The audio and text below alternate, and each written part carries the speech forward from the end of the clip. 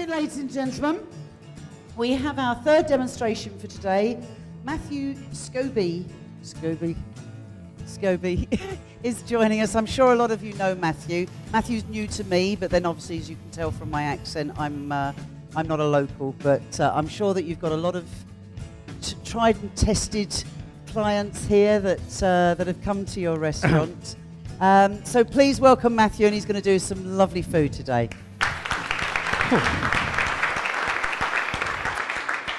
Well, thanks everyone for turning up today. I'm a little bit nervous. I'm usually stuck in a corner making lots of sort of dishes. I just really want to firstly start off by sort of thanking Sandy and all the team at Gibb Stuart for what they've done today. I think all agree it's a fantastic event, and just walking in today, it's truly. You feel, it certainly gets your adrenaline running, so well done to Sandy, and let's hope we can get a second sort of Cook Live into next year.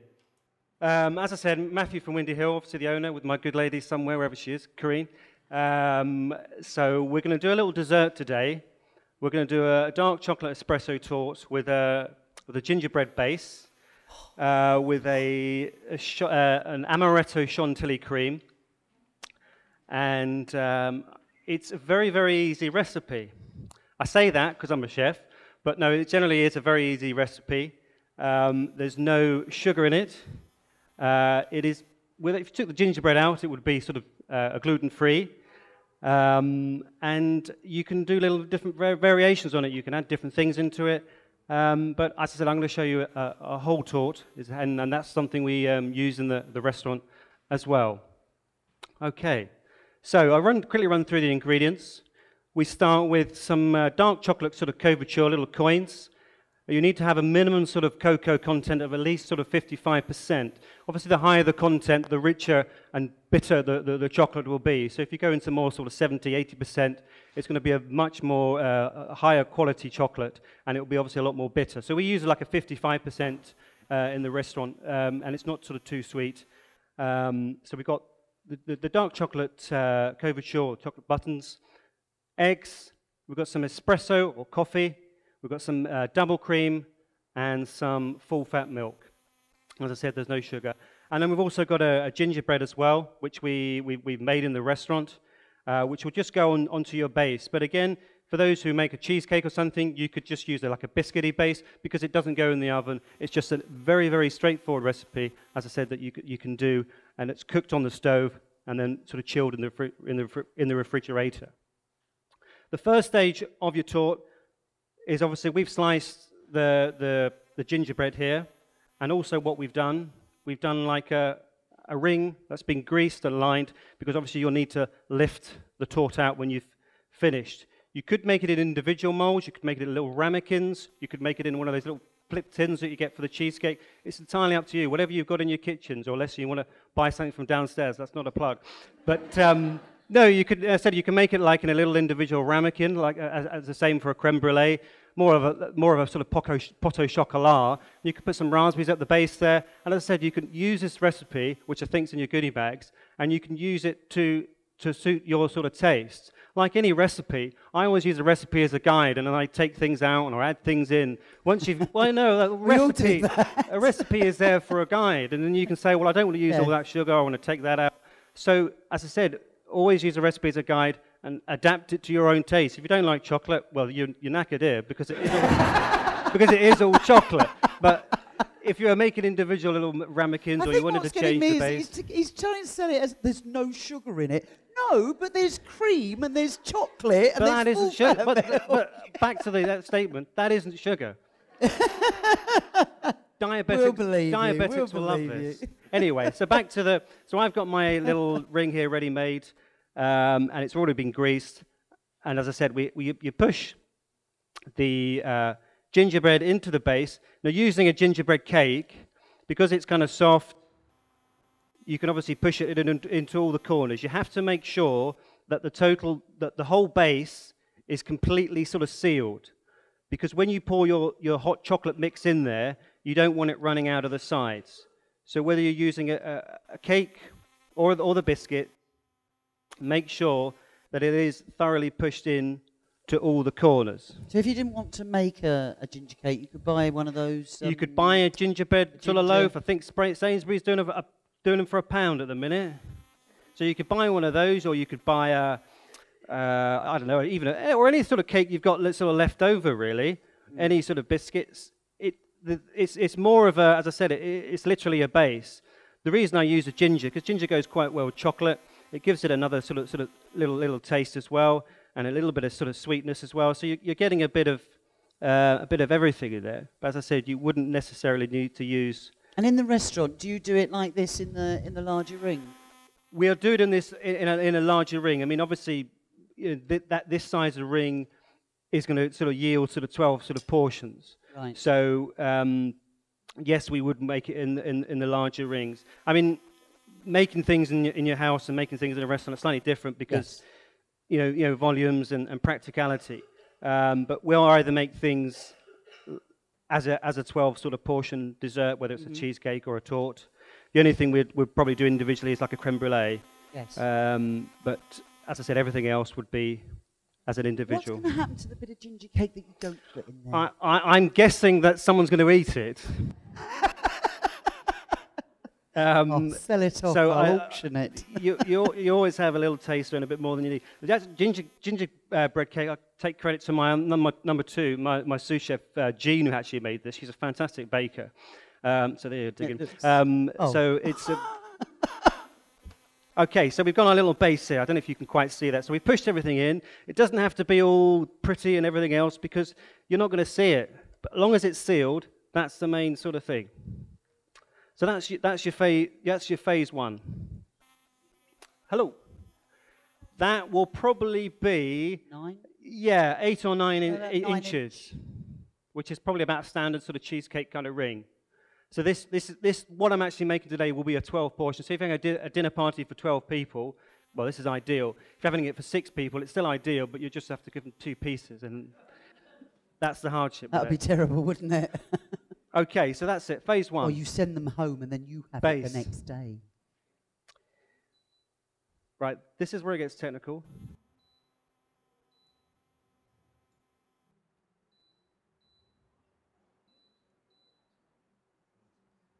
Okay, so this is the easy part.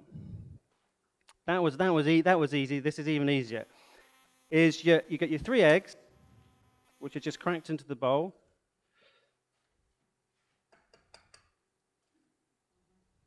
Okay. So you notice one-handed. One-handed.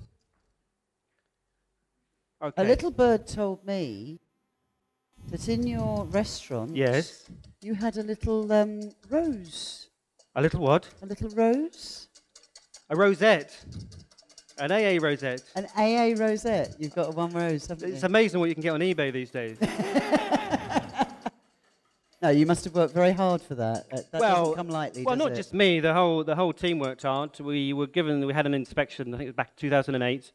And the AA guy obviously do their bits and pieces, and then we managed to achieve ourselves a sort of first rosette. We're trying to get a second one, but getting the AA out is always very difficult. But yeah, so we've had it for sort of 2008. We're in the AA guide, so it's something. It's, as I said, it's something that you've got to upkeep as well. It's not just a kind of a one-off. It's something that you've got to keep going. Yeah, I mean, it governs you to keep your standards going, and also sets the bar that look, we need to do better than this. So it keeps sort of everyone on the toes, not just me, but the service team as well. Yeah. So it's all How many of you have everybody. been to Mathew's restaurant? Not very many, then. No, there's a few that haven't.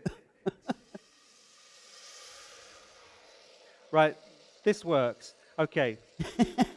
Normally because they're contact grills, I'm just fathoming out how they work. You've got your espresso, which if you can't do it, if you don't have an espresso machine in your kitchen, which most people don't, just use an instant sort of coffee, but have it really, really strong. Okay. So that's the measure of espresso, the double cream, and then we have the full fat milk. But no sugar. No sugar. Remember, there's no sugar. And in theory, I haven't tried it, but you could possibly, I don't think you can substitute the cream, but you could possibly use semi-skim milk, but, it's like... I don't think it's much point, actually, is it? It's making tea in a chocolate teapot. It's not really going to work, is it? Okay, so we've got the espresso, the double cream, the full fat milk. I'm just going to bring that to the boil.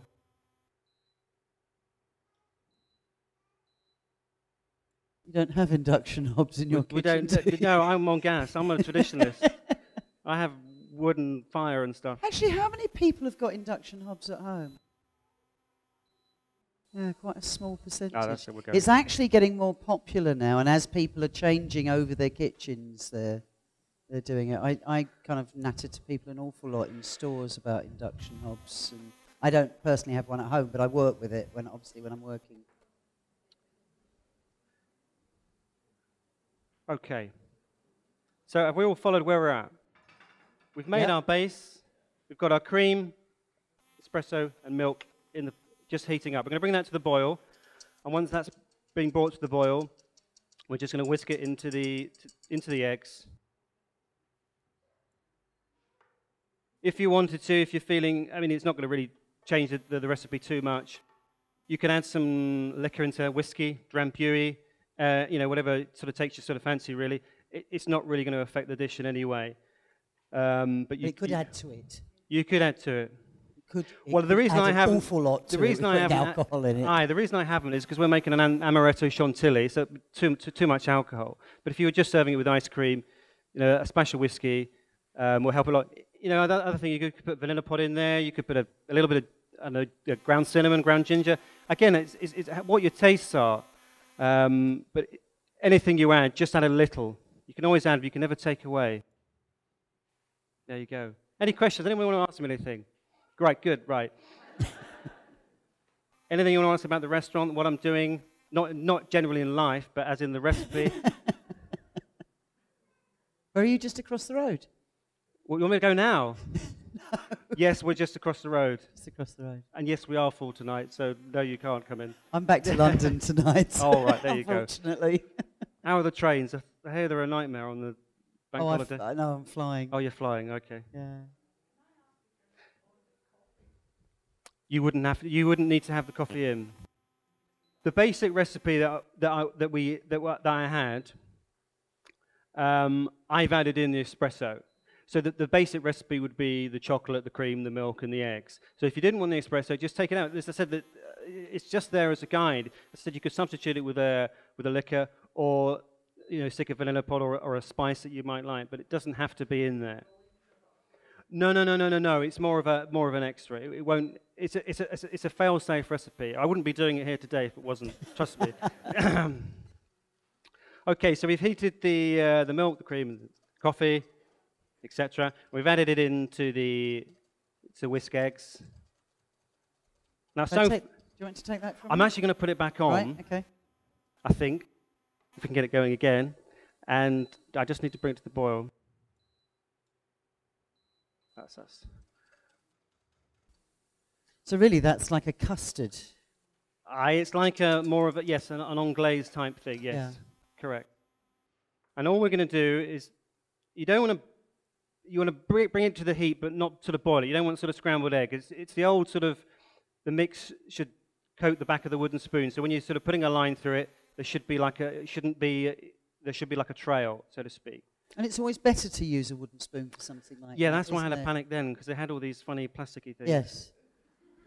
Funny plasticky things called silicone. Well, I mean, silicone, darling. I had to take it. I didn't know if I'd come to the right place. I don't know if it was a school thing or it was a cook show. I had to double check. Anyway, so we've. So there's like a little drag. As you can see, it leaves a sort of trail. So you take that off the heat.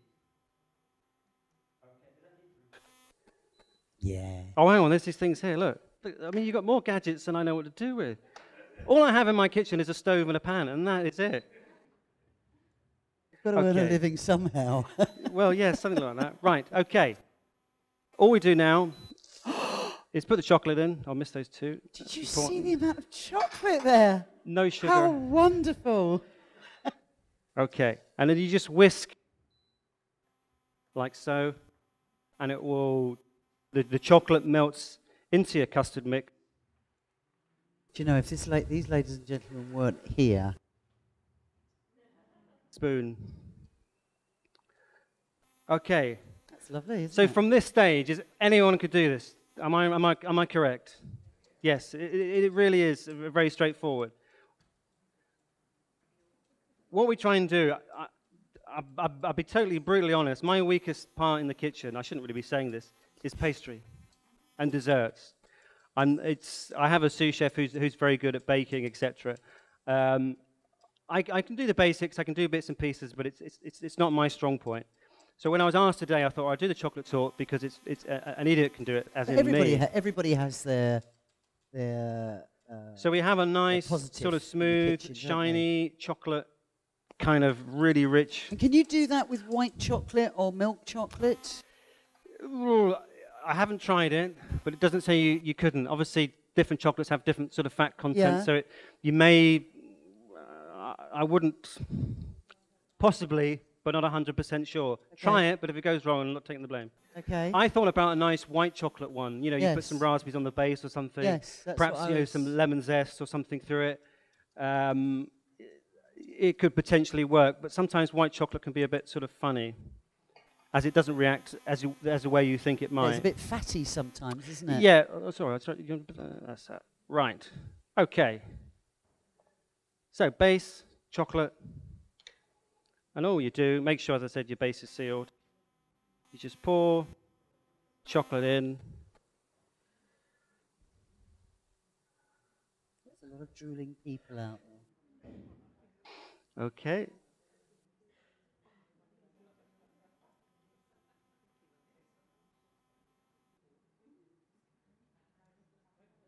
Okay.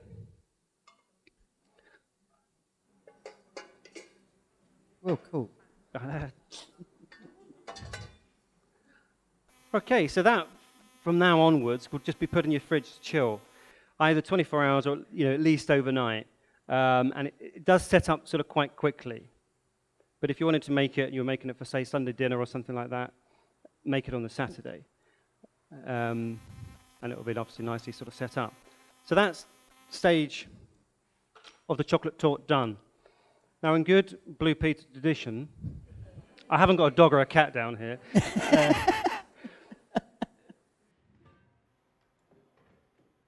Oh, God, I bought the wrong one. No, I haven't really. I've got one I did earlier. Okay. Now, that's been one I haven't made earlier, and it's been in the ring. And the reason you grease-proof it is just so it will easily sort of come off. You can get these non-stick ones, but I never trust them. I always do a little extra greasing just on the inside, just to make sure that it does just sort of come out nicely. Oh, doesn't that look terrible?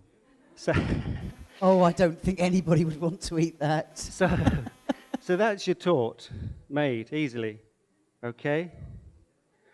And this is a little cake. I don't know if these are down there. Have I put a spanner in the works? You haven't got these, have you? I don't know. It's a cake divider, and it has numbers on it if you want 12 or 16 portions. Wow.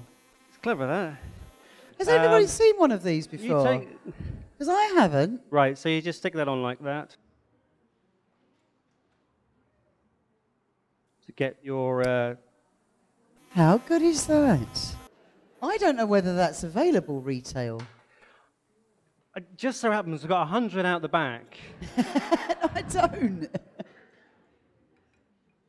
Oh, I know. I'm getting ahead of myself. Right, so that's your torte made. We need to make just finish the chantilly cream for the garnish, which is very, very simple. Chantilly cream, traditionally, is basically whipped cream with icing sugar and vanilla seeds or vanilla essence. Again, there's different varieties of that.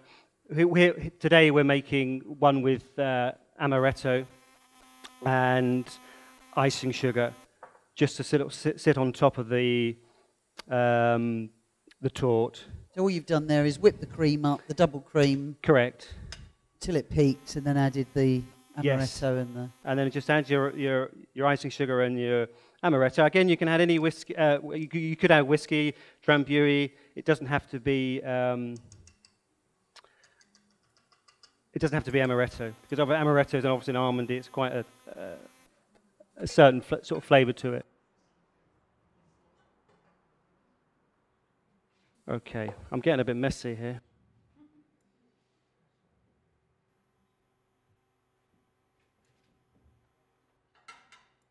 Okay, so your chantilly cream is there. What we do, because we're we're a bit sort of poncy or across the restaurant, we do a thing called a quenelle, which is just curling the cream on top of the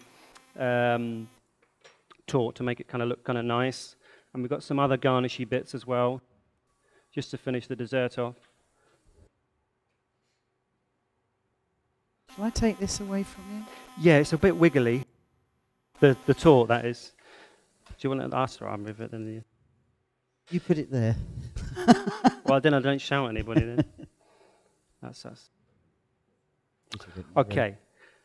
So if we were making this for a dinner party or a restaurant, we've got a little chocolate sauce. You can make one. We just use, again, the chocolate, the cream, a bit of cocoa, and we do put a bit of sugar in that.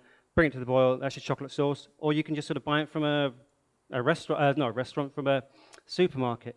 You can do a little squiggle or something, whatever you fancy on your plate. Just a simple design. Don't make things too complicated. We will then cut the tart using a nice hot knife, just so it will glide through the torte.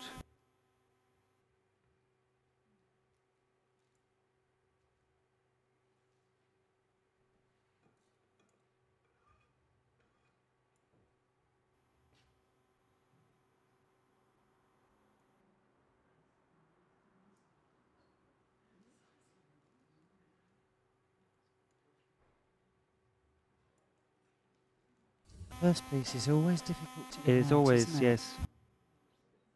You end up with that's your bit. Then you go on. Well, the rule was whoever cuts it doesn't pick the piece. Is that not the way it's done? We'll get there. It's because I'm nervous. This knife's shaking. I whisked that cream in so quick time because I was that nervous. We're nearly there.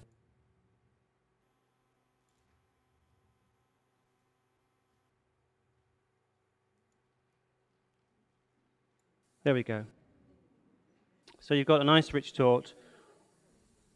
And before I actually put it on, something you can do, and you can do it to the whole tart even before you sort of cut it. We've got some little chocolate sort of shavings there. You can just sprinkle them on the top. We've got some little nibbed hazelnuts there. You don't have to use them. You could use almonds or you could use nothing. A nice dusting of the cocoa. Okay, so it's nicely sort of finished off. You can pop your little dessert on the plate. Excuse me. And with a hot spoon, with the chantilly. A bit too hot.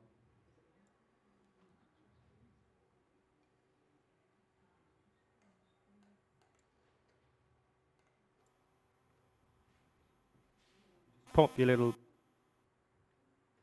piece of cream on the top.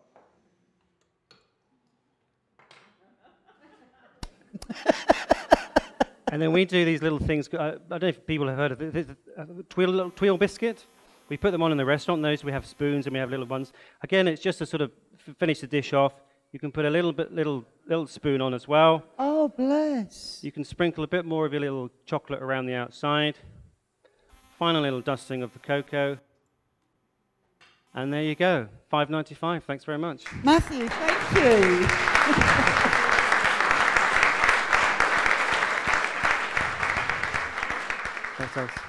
I wonder how many people are actually going to be going home, because I certainly am, and doing that recipe. Thank you so much. Thank you. Well, thanks, guys, for coming. I have got some little pots and little samples if you want to try some. If we run out of the little pots, we can dip into the big one. What's easiest, for us to take round, or for well, I've people got some to come trays. Yeah, I'll get. Do you want to pop around with the tray? Yeah, the little pots. This. Oh yeah, Corinne, obviously my good lady, the better half.